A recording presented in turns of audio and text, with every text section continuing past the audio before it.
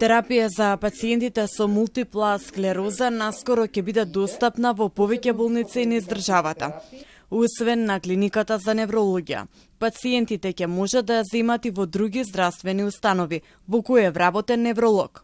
Директорот на Фондот за здравствено осигурување Сашо Клековски, која најави оваа промена, вели дека со ова ќе се растерети Скопската клиника, а пациентите од внатрешноста нема да мораат да патуваат до главниот град по неопходниот лек.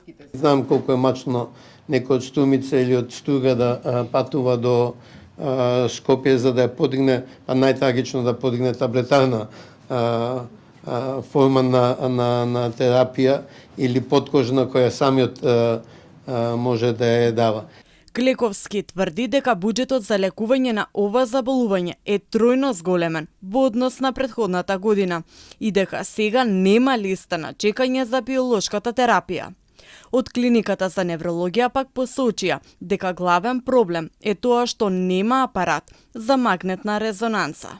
Веќе во комуникација со здравствените власти работиме да изнајдеме решение да се обезбеди еден таков апарат, со што би се олеснил и самиот пад на пациентите, но исто така добивањето на самиот резултати ќе биде многу побрзо и поедноставно, а самото тоа и самата дијагностика.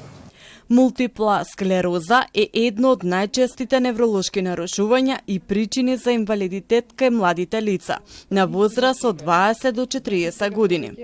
Важно е да се открие рано и да се добие соодветна терапија. Во Македонија има околу 2300 пациенти, без малку половина од нив во моментот се лекуваат на клиниката за неврологија.